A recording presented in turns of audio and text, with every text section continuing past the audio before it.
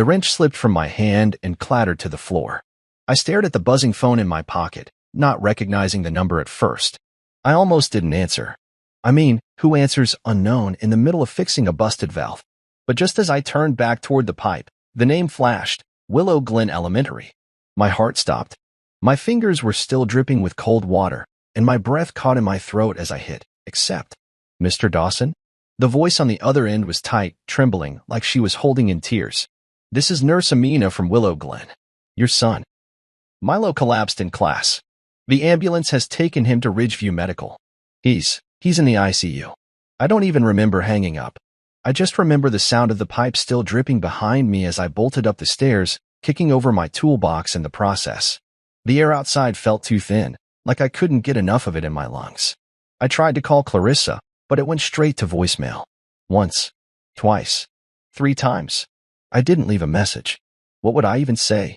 That our 8-year-old boy, our only child, was in a hospital bed somewhere hooked up to machines? That everything else, every fight we'd been having, every cold night spent on separate sides of the bed, suddenly didn't matter anymore? The rain came down hard as I drove. I don't know how I didn't crash. My fingers were clenched so tight on the steering wheel that my knuckles went pale. My head was a spiral of questions. What happened? Was he in pain? Was it his heart? Did he eat something wrong? Did someone hurt him? Every red light was a scream. Every delay a dagger. When I finally reached Ridgeview Medical, I barely remembered parking. I ran through the sliding doors soaked to the bone, the smell of antiseptic slamming into me as I made my way to the reception desk. The nurse looked up, startled by my frantic expression. "My name is Nolan Dawson. My son, Milo, he was brought in from Willow Glen Elementary?" She nodded gently and typed quickly. "Yes. He's in ICU room 4. The pediatrician is with him now. But your wife's family just left his room a few minutes ago." I blinked. His grandparents? Her parents. The nurse nodded. "Yes. Her parents and a younger woman, her sister, I believe. They've been here for over an hour." I turned slowly toward the hallway she pointed at, and that's when I saw them. Clarissa's parents. And Brielle. Walking down the corridor, laughing. Like they had just left brunch. Her father gave her a playful nudge. Brielle tossed her head back. Her mother smoothed her designer coat like nothing in the world had gone wrong today. I didn't know what I was expecting. Concern? Tears? Maybe even guilt, if there was something they weren't telling me. But instead, I got giggles echoing off linoleum walls. My stomach twisted. I stayed frozen in place for a second, half expecting one of them to notice me, to acknowledge me, Milo's father. But they walked right past, like I was just part of the wallpaper. I clenched my jaw and turned toward the ICU door. My boots squeaked on the floor. My breath was shallow, fingers trembling as I reached for the handle. Nothing could have prepared me for the sight inside. I had braced for wires, tubes, maybe even unconsciousness. But I wasn't ready for the thing that cut me deepest. I wasn't ready for my son to look at me and flinch. That's how I knew something was wrong beyond the medical charts and clinical words. He didn't look relieved. He looked scared. Like I was a stranger. Like part of him had been told not to trust me. I stepped closer, trying to keep my voice steady. "Hey, buddy, it's Dad. I'm here now." He looked at me, wide-eyed, and pressed deeper into the bed like he needed to put space between us. His lips parted, but he didn't speak. A nurse walked in behind me, clipboard in hand. "Mr. Dawson, the pediatrician will be in shortly to explain more. Milo is stable for now, but we'll be monitoring him closely." I nodded, barely hearing her. All I could do was stare at my son, my curious, playful, dinosaur-obsessed boy, and wonder, what happened to you? Why are you looking at me like that? And more importantly, where the hell is your mother?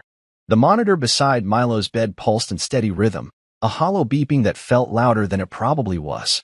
I stood at the edge of the room, trying to make myself smaller somehow, as if that would make him less afraid. My hands twitched at my sides, itching to hold him, to comfort him like I used to when he scraped his knee or had a nightmare. But now my presence made him shrink into the blankets like I was the danger. "Milo," I said softly, carefully, the way you might speak to a bird that had landed on your hand, gentle, still, afraid to spook it. "It's just me. It's Dad." His eyes tracked my movements, but they didn't soften. There was no relief in them, just wide-eyed wariness. Like he didn't know if he could trust me anymore. Like maybe someone had convinced him that he couldn't. "I'm here," I said again, stepping just a little closer, careful not to make any sudden movements. "I got the call from school. I came as fast as I could. Still, no smile. Still, no words. Only that flinch, that subtle, soul-shredding flinch when I pulled a chair close to his bedside. I sat down slowly, feeling like the air in the room had thickened, grown heavier. My heart was pounding, but I didn't want him to see how shaken I was. I needed to be steady. I needed to be the version of me he used to trust. Milo, I tried again. Can you tell me what happened? Are you in pain? I leaned in just a little. Is it your chest? Your stomach? Your head? He blinked slowly, then opened his mouth just enough to whisper, "No." "Okay," I said. "Okay. That's good." He looked away then, toward the window. Rain still pattered softly against the glass. His fingers fidgeted with the edge of the blanket. I wanted to reach out. I wanted to take his hand and squeeze it, remind him I was real, I was safe, I was his. But I didn't move. I couldn't, not when he looked like he was one wrong word away from shutting down again. Just then, the door clicked open, and a nurse with kind eyes stepped in. "Mr. Dawson, the pediatrician will be with you shortly. She's reviewing the scans now. Milo's vitals are stable, but we'll be monitoring closely for the next few hours." "Thank you," I said. I turned back to Milo, who hadn't moved. "Will he, do you know if?"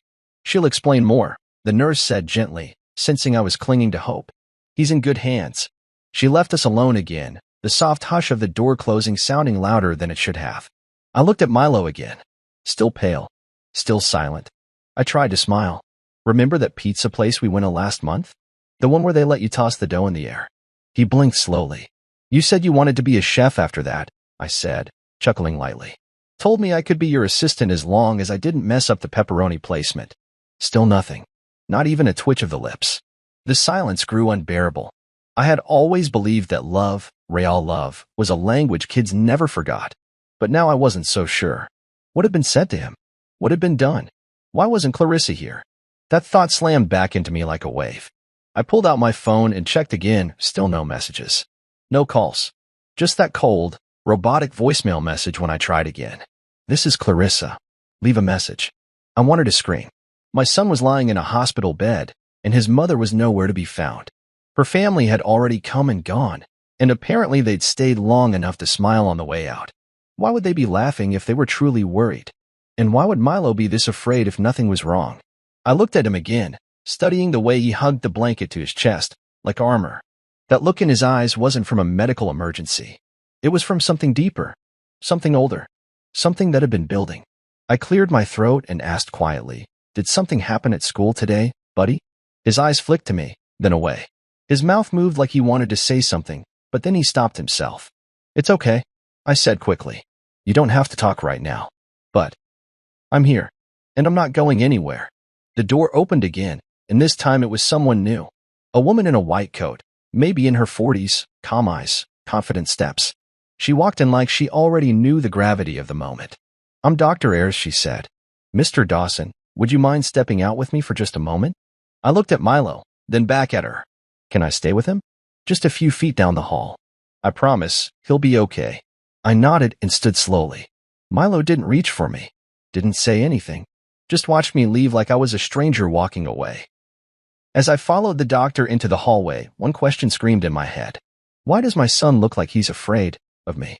Dr. Ayres led me into his small consultation room just down the hall. It had that sterile hospital scent, sanitized surfaces, old upholstery, faint echoes of bleach. I sat in a chair that felt too stiff for what I was about to hear, and she remained standing for a moment, flipping through the chart in her hands.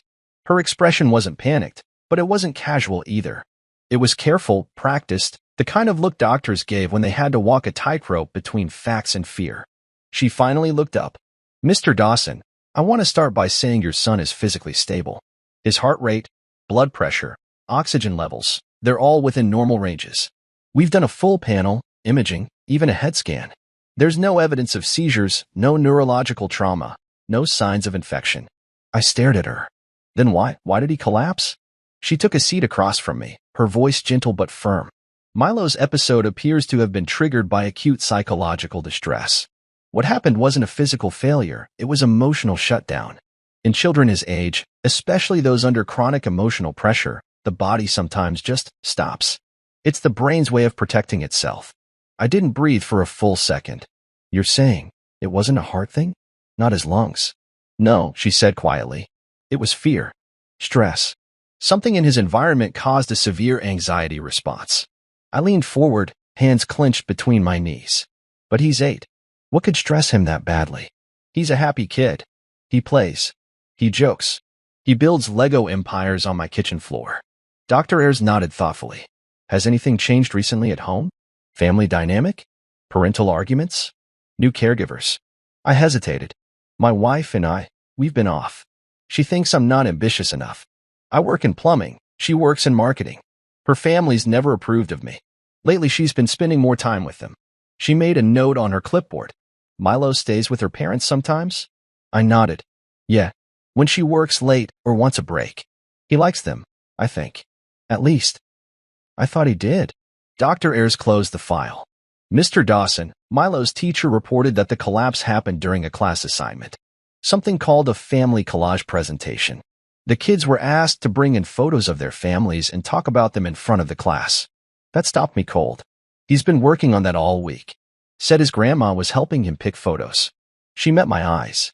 According to the teacher, when it was Milo's turn, he walked up to the front, looked at the collage, then froze. She said he stood there for almost a minute, completely silent. Then he dropped the collage, clutched his chest, and collapsed. I felt the blood drain from my face. What was on that collage? We don't know, she said. It was damaged in the fall. But the teacher mentioned it was unusual. Only 3 photos. All of them were of your wife's family. None of you. I stared at her. None of me. She shook her head. Not a single one. I swallowed hard, chest tightening. He wouldn't do that on his own. He loves me. I know he does. I believe you, she said calmly. But I don't think this was about love. I think it was about fear. Milo's pediatric psychologist, Dr. Linden, observed him briefly. She's very experienced in childhood trauma cases. She said Milo's body language showed signs of guilt and repression. He's holding something in. Something he's been told not to say. My head was spinning. You think someone told him to leave me out? Dr. Ayres nodded once. It's a possibility. And the fact that he flinched when you entered the room, that's another red flag. I rubbed my face, trying to gather my thoughts.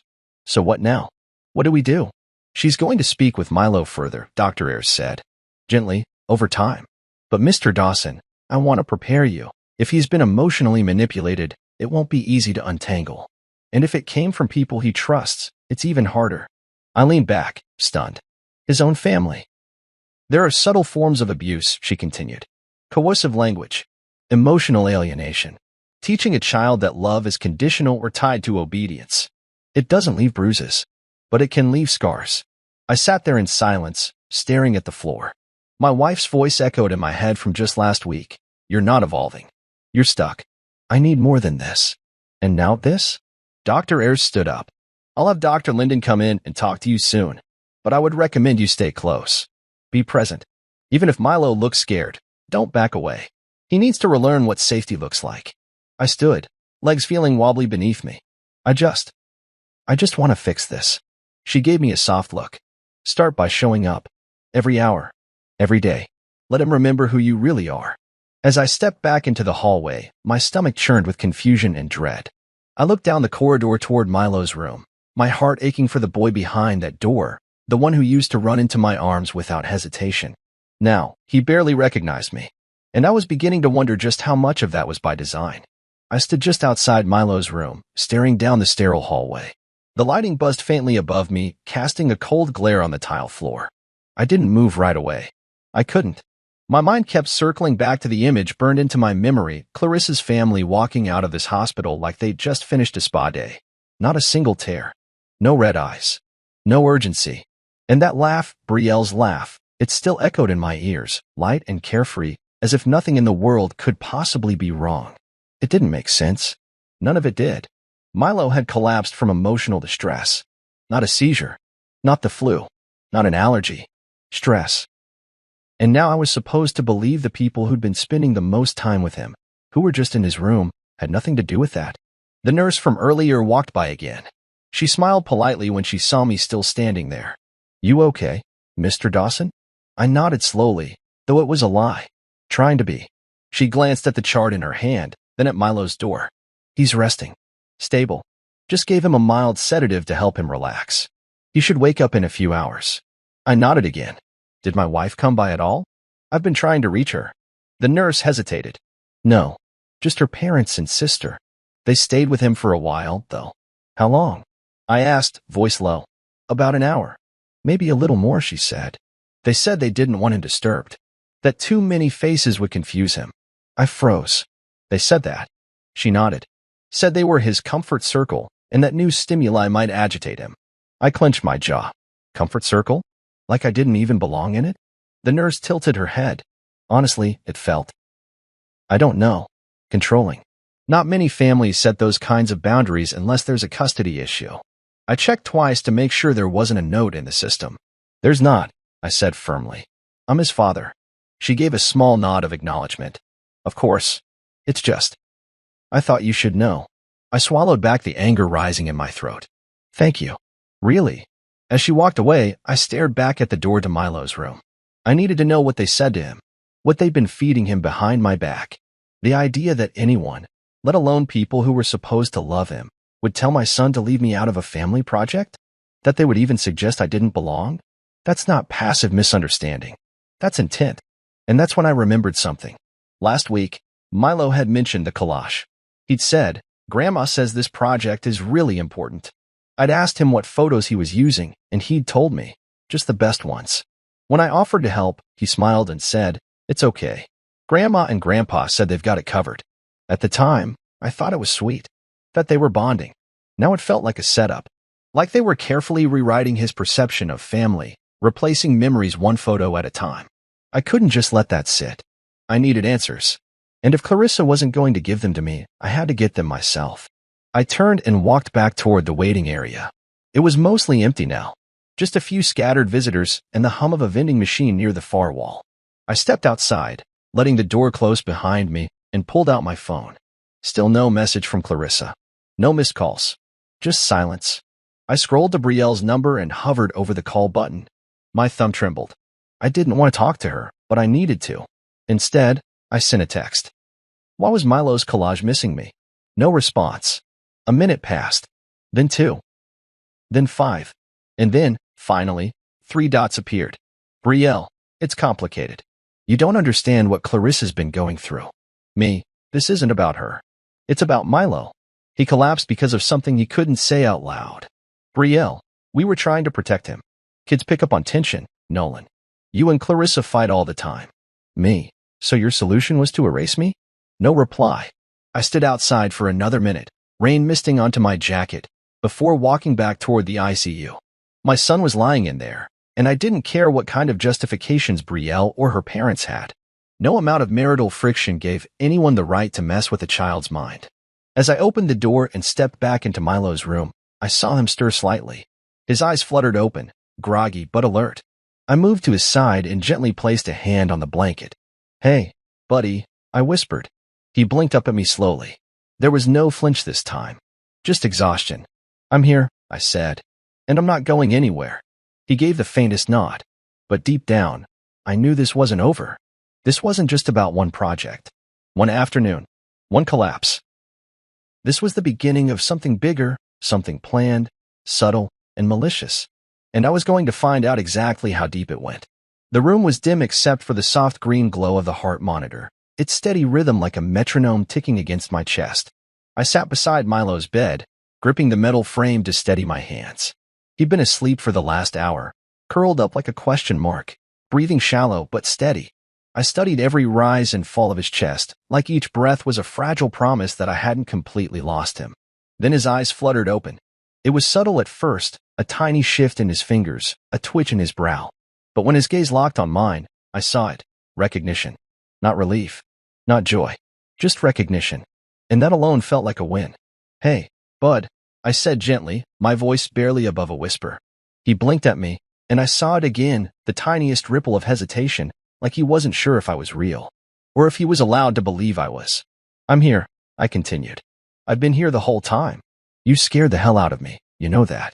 His lips parted, and I saw his throat shift as he swallowed. His voice came out small. You came. It hit me so hard I had to grip the chair tighter to stay grounded. You came. As if that was a surprise.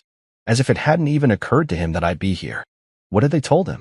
What had they planted so deeply that my presence felt like an unexpected miracle? Of course I came, I said, brushing a hand gently over his blanket. Nothing would keep me away from you. He stared at me for a long moment, and then his voice cracked. They told me not to tell you. Everything in me stilled. I leaned forward slowly. Who told you that, Milo? He looked over at the table next to the bed. There sat his school-issued tablet, the one they used for assignments, digital homework, and messaging apps. He stared at it like it was radioactive. I followed his gaze. They said, "You'd stop loving me," he whispered. I felt the air punch out of my lungs. Milo, I said carefully, I would never stop loving you. Never. Not for anything. You know that, right? He didn't answer. His eyes remained fixed on the tablet, fingers fidgeting beneath the covers. Who said that to you? I asked again, gently but firmly. You can tell me. You're safe. Still silence. I followed his gaze again. The tablet. That damn tablet. My pulse quickened. I reached over slowly, lifting it from the nightstand. Is it on here? I asked. He nodded once, then turned his face to the wall like he didn't want to watch me see it. Like he was ashamed. What's the password? I asked softly, crouching near the edge of the bed. He didn't speak for a long time. Then, in the quietest voice, he said, Dino Star 27. Of course. Dinosaurs and his favorite number. I keyed it in. The screen lit up. Notifications spilled down like confetti, messages, missed school notices, app updates. But one icon blinked red. A private chat app. School mandated. Approved for safe family contact. I tapped it open. And then I saw them. Thread after thread. Message after message. All from Clarissa's mother, her father, and Brielle. Hundreds of them. Color-coded usernames and neatly time-stamped lines of poison. I clicked one and read. Your dad doesn't understand you the way we do. Another. He's too simple, honey. You're special. He doesn't see it. Don't tell daddy. He doesn't care about your dreams. Real men don't cry like your dad does. You're not like him. You don't need to include him in your project. He's just temporary. Each one a blade. Each one aimed at carving me out of my son's world. I clicked on the family collage thread. Images of the assignment appeared, Clarissa's family choosing the photos, giving him feedback. You did so good, Milo. Mommy's gonna be proud. And remember, don't tell daddy about this part. It might make him upset. I wanted to smash the damn screen. I wanted to scream. But instead, I turned to Milo, whose eyes were now watching me from the side. They said, You'd be mad if I showed you, he said quietly. I placed the tablet gently down and reached for his hand. I'm not mad at you. Not even a little bit. His chin wobbled. I'm mad that they made you think I wouldn't love you if you were honest. That's not what love is, Milo. That's not what family is. Tears slipped down his cheeks, quiet and unsteady. You're my son, I said. And nothing can ever change that. He turned toward me fully now and let his fingers curl around mine. Small. Fragile. But finally reaching. Promise, he whispered. I swear it, I said. And in that moment, the boy who had flinched at the sight of me finally started to come back. I sat with the tablet in my lap, my thumb frozen over the screen as the messages glared back at me. I'd seen enough already to make my stomach turn, but I kept scrolling, like some desperate part of me needed to know the full extent of the damage. Every message was like a brick in a carefully constructed wall, one designed to shut me out of my son's life while keeping him dependent on them. What kind of people do this to a child? The more I read, the more I saw the pattern. Clarissa's mother was the most subtle, wrapping her manipulations in flowery praise. Sweetheart, you don't need to worry daddy with little things. He's busy fixing houses, not feelings. Her father was more direct, sending messages like, when your mom moves on, you'll live with real adults. You'll see. And Brielle? Brielle was cruel. Blunt. She wrote things like, you'll thank us one day when you're not like him. Followed by emojis, like this was some kind of game. But it wasn't just the words. It was the timing. Every night, like clockwork, they'd message Milo just before bed. Some nights they reminded him to delete old conversations. Others, they sent him videos. Clips of family values, photos of Clarissa's side of the family at brunches and vacations, always without me, always with the caption, this is your real family. And the worst of it? The collage project? They'd walked him through every step via messages. Image suggestions. Placement advice. The background was a picture of their beach house. The title? The People Who Keep Me Safe. There wasn't a single picture of me. Not one. I sat back in the hospital chair, the tablet slipping slightly from my hands.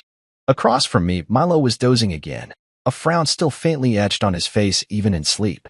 I looked at him, really looked at him, and realized just how much weight his tiny shoulders had been carrying. All that pressure, all that confusion. He hadn't just been building a school project. He'd been building a wall of guilt and shame that wasn't his to carry. They'd manipulated him into thinking I didn't belong. And worst of all, they almost succeeded. I stood up slowly, walked to the hallway just outside the room, and dialed Dr. Linden. I needed her to see this. "Dr. Linden," I said when she picked up. "It's Nolan Dawson. I need to show you something. It's about the messages." "I'll be right there," she said. 5 minutes later, she arrived, clipboard in hand. I handed her the tablet without a word and watched her face as she scrolled. Her brows knit together, lips tightening with each passing moment. She read in silence, flipping through threads, then opened the media files. When she looked up at me, her expression was grim. "This is deliberate," she said. "Targeted. Systematic. It's not just unhealthy, it's emotional coercion. They've been rewriting your son's understanding of love and family. These messages are designed to isolate you from him, using guilt and misinformation as tools." I nodded, jaw locked. "So I'm not imagining it." "No," she said firmly. "You're not. And more importantly, Milo's not. What he's experienced here, it falls under psychological child abuse. Coercive emotional manipulation. The term may not be widely known, but its impact is well documented." "Can this be used legally?" I asked. "In custody discussions? Protection orders?" She nodded. "Yes, especially if it's documented properly, which I will ensure it is. I'll write a formal report and submit it to the hospital administration. From there, we can initiate a mandatory child welfare investigation." I exhaled slowly, my throat dry. They've been doing this behind my back for months. She looked at me with calm steadiness. "But now you know. And now we can act." I followed her back into the room. Milo was awake again, his small hands toying with the blanket, eyes flicking between us. Dr. Linden crouched by his bed, her voice soft and reassuring. "Milo, do you remember the rules they gave you when you were at Grandma and Grandpa's house?" His little head nodded slowly. "Can you tell me some of them?" she asked. He hesitated, then whispered, "No talking about Daddy. No showing messages. Don't cry when I'm there." Dr. Linden gave him a kind smile. "And when you wanted to talk about your dad, how did that make you feel?" He pressed his lips together and pointed to his chest. "Like it hurt here. That did it." My heart split wide open. "Thank you, Milo," she said gently. "You're very brave for telling me." He looked over at me then, eyes filled with something new. Not fear, not shame, but a fragile hope. Like maybe, just maybe, the storm was beginning to pass. I took his hand and squeezed it gently.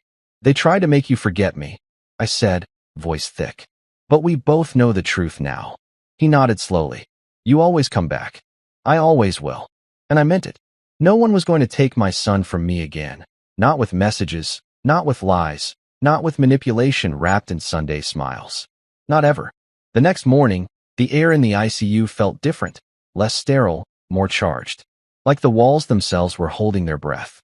Milo was still asleep, curled up in a tight ball, the kind of sleep that said his little body had finally collapsed from emotional exhaustion. Dr. Linden and I sat in a quiet corner of the room, the glow of the tablet screen between us. I transferred every message to a flash drive the hospital provided, but we were still combing through the originals, documenting patterns, timestamps, screenshots. She pointed to a chain of messages. "This thread is crucial. Look at the language. They call themselves real family, but frame you as someone conditional. They're not just undermining your bond. They're replacing it with their own narrative." I leaned closer. It wasn't just passive. They made him feel ashamed of loving me. Dr. Linden gave a slow nod. "Exactly. Emotional triangulation. When a child is made to feel that affection must be divided and earned, it creates deep internal conflict, especially when one side is actively reinforcing that they're superior." I let the words settle for a moment. Then I said, "He used to laugh when I walked through the door. Now he checks my face like he's not sure what I'm bringing with me." "That's not him," she replied. "That's what was planted in him." There was a knock at the door. A nurse peeked in. "Dr. Linden, they're ready for you at the review board. Do you want me to escort the file over?" "I'll take it myself," she said, rising. She looked at me. "I'll return in an hour. Sit with him. Just be present. That's the most powerful thing you can do right now." She left, and I sat back down beside Milo. I watched his chest rise and fall, watched the little tremors in his fingers as he dreamed. I wondered what was playing behind his closed eyes. If he saw me there beside him. If he felt safe. Eventually, he stirred, blinking slowly as if waking took effort. When he looked at me, there was no flinch this time. No confusion. Just curiosity. A cautious tilt of the head. "Hey, bud," I said. He yawned and rubbed one eye. "You stayed." "Of course I did." He nodded sleepily. "They said you don't like hospitals." "They were wrong," I said. "I don't like why you're in one." "That's not the same thing." He looked away for a moment. "They told me you'd forget about me if I got sick." I nearly broke in half hearing that. "Listen to me, Milo," I said, kneeling so I was level with him. "Nothing, and I mean nothing, could make me forget you. You're my son. My world. I don't care if you're sick, sad, or just feeling off. I'll always show up." He stared at me with wide eyes, and I could see something beginning to crumble, like a wall loosening brick by brick. "You promise?" he asked. "I swear it." He sat up a little more and reached toward the nightstand, pulling out a crumpled sheet of paper from under a coloring book. He handed it to me with shaking hands. This was the first collage I made. Before they said to change it, I unfolded the paper carefully. It was rough, clearly a draft. Some cutout photos had been taped instead of glued. Stick figures were drawn between the images, one tall, one short. One of the stick figures had my beard. Right in the middle of the page, a photo of the two of us at a baseball game, wearing matching team hats. Milo's smile in that photo was pure joy. I felt my throat tighten. "I like this one better," he said softly. "But they said Mommy wouldn't like it." That was the first time he'd mentioned her. I kept my voice steady. "You know what, bud? This one's perfect. This one tells the truth." He gave a small, almost shy smile. "You think so?" "I know so." I ducked the collage carefully into my jacket pocket. Evidence, yes, but more importantly, a piece of him that hadn't been completely rewritten. Dr. Linden returned not long after. She closed the door behind her and looked more focused than before. "They're taking it seriously," she said. "The hospital has flagged this as a psychological abuse case.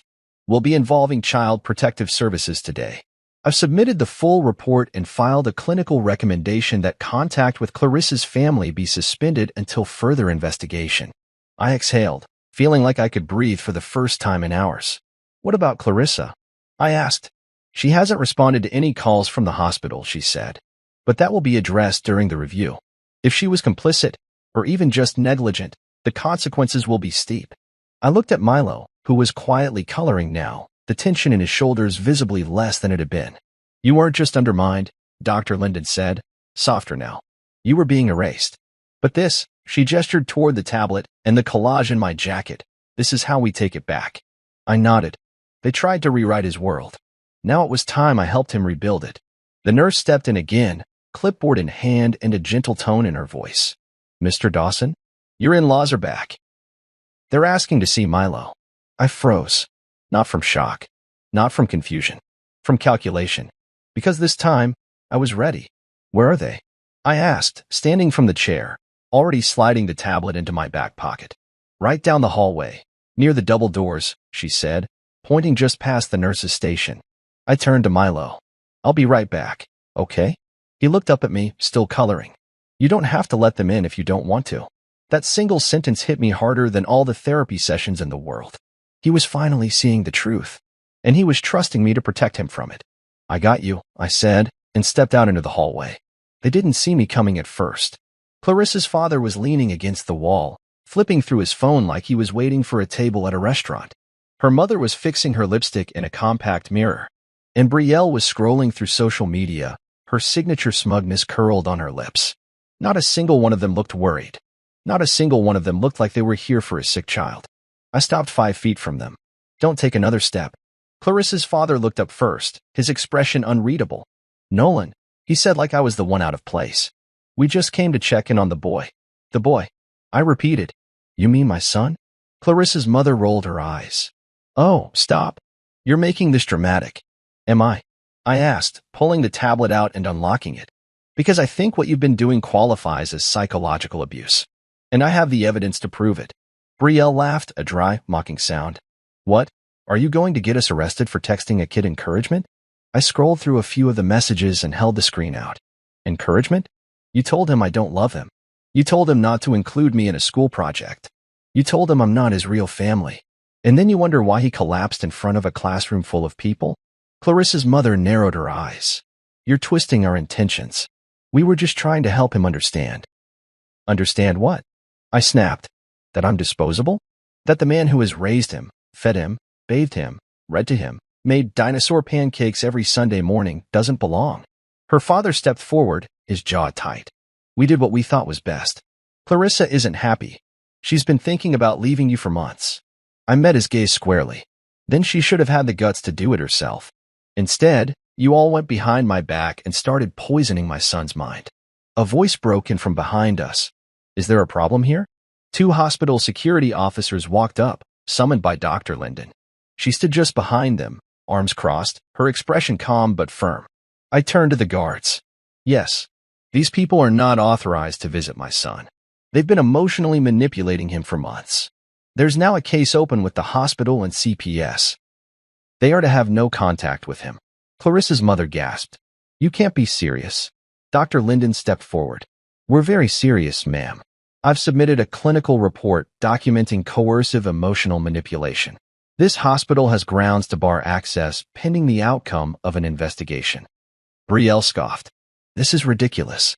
We were just trying to protect him from what? I cut in. From love? From stability?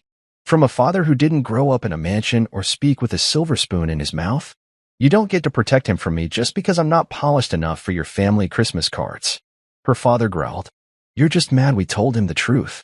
No, I said coldly. You're mad that I found out before it was too late. I turned to the guards. Please escort them out. Make sure they understand they are not to return. The security officers didn't hesitate. They moved in, standing between me and the Hartmans, hands relaxed but firm. You'll regret this, Clarissa's mother hissed. No, I said, stepping back toward the ICU doors. What I'll regret is letting you get away with it for as long as you did.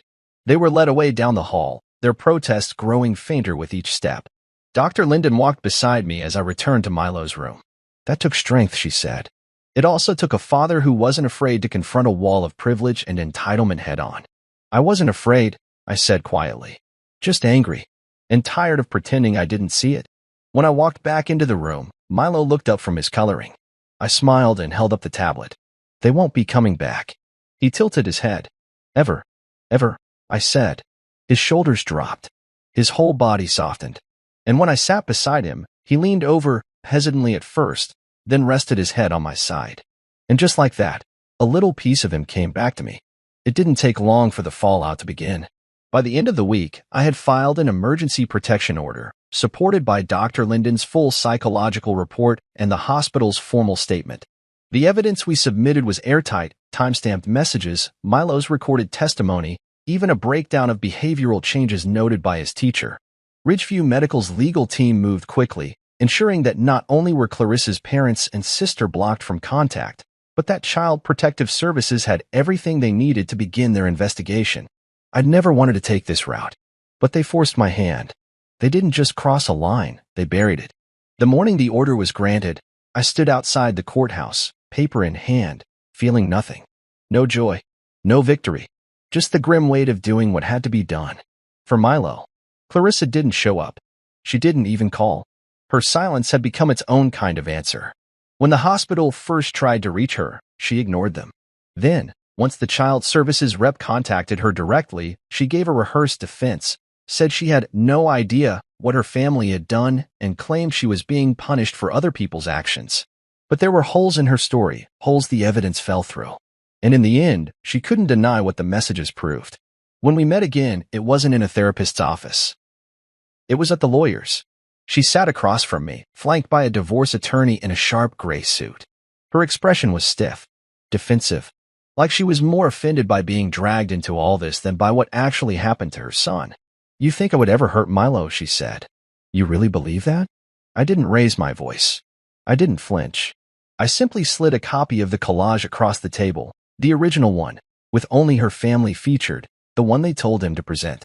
Maybe you didn't tell them what to say, but you didn't stop them. And you let them spend more time with him than me. You trusted them more than you trusted me. Her lawyer tried to interject, but Clarissa raised her hand. You've never understood my family, she said. No, I replied. I understood them perfectly. I just didn't realize how far they'd go when you let them. That meeting ended with signed divorce papers and a provisional custody agreement pending review. She didn't fight it. I don't know if it was guilt, shame, or just fatigue, but Clarissa didn't even ask to see Milo that week. She packed her things, moved out, and left the apartment quieter than it had ever been. For a while, it was just me and Milo. That first weekend, we went to the park, just like we used to before everything changed. He ran around slowly at first, hesitant, like he was unsure if the joy was allowed to return. But then he smiled. Really smiled. And I saw a flash of the boy I'd nearly lost. We built a new rhythm, one day at a time. I cooked dinner every night, and we made it a game. He'd pick one secret ingredient, and I'd have to include it somehow. Tuesday night spaghetti had cinnamon in it. He loved it. I enrolled him in therapy sessions twice a week with Dr. Linden, and little by little, he started to open up. He talked about the rules they gave him, how he wasn't allowed to draw pictures of our house, how he'd get praised if he told them Daddy didn't show up or Daddy works too much. They rewarded distance. They punished affection. Dr. Linden said they tried to shift his attachment away from you. But your presence, that consistent, quiet, unconditional presence, is what's helping him reattach to the truth. And the truth was finally showing. He started drawing again. His favorite was a crayon sketch of the two of us on a spaceship, fighting aliens with water guns. Underneath, he wrote, "Me and Daddy, teen forever." I hung it on the fridge. A week later, he brought home a new assignment from school, a replacement for the collage project. This one was called My Real Life Heroes. He didn't ask for help this time. He did it on his own. And when he showed it to me, I didn't say a word for nearly a minute. It was just two photos. One was of me holding him on my shoulders during last year's 4th of July parade. The other was of us sitting in the backyard, eating popsicles, both of us laughing, half-melted treats dripping down our arms. No suits. No pose perfection. Just life. Just love. At the bottom, he wrote, "My hero doesn't wear a cape. He wears old jeans and smells like tools. But he always comes back." I didn't cry in front of him, but I did later, when he was asleep. Because that project wasn't just a school assignment. It was a declaration. They had tried to write me out of his life. But Milo had made his own edits. And this time, I was front and center. The rain returned on a quiet Saturday morning, tapping against the kitchen windows as if the sky was breathing easy again. The world felt softer now. Lighter. Milo sat on the counter, legs swinging, flipping through one of his comic books while I poured pancake batter into a warm skillet. His favorite, blueberry with extra syrup. He leaned back, his oversized t-shirt swallowing his arms, and yawned like he hadn't a single worry in the world. That alone was a miracle. "Dad," he said suddenly, lowering the comic. "Can we take a photo today? One with just us?" I turned, spatula in hand, and blinked at him. "A photo?" He nodded, eyes clear. "For my room. I want to hang it where the old collage was." My throat tightened. That space on his wall had been empty for weeks, ever since he tore down the frame project his grandparents helped him create. He never spoke about it. Just quietly walked into his room one evening and took it down himself, leaving a faint outline on the paint where it used to hang. I never asked why. I didn't have to. Now, he wanted to fill that space. With us. "Yeah," I said, trying to sound casual. "We can do that. You want to use the timer or selfie mode?" He grinned. "Timer. That way it's, like, real. Like we were caught being cool?" He giggled. "Exactly."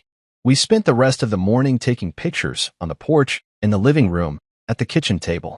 We tried funny faces, then serious poses, then both of us holding frying pans like trophies. But the one he chose in the end was simple, him sitting on my shoulders, arms stretched wide like wings, both of us smiling into the camera, the couch in the background, and the morning light soft around us. Afterward, he printed it from his tablet and clipped it into a frame.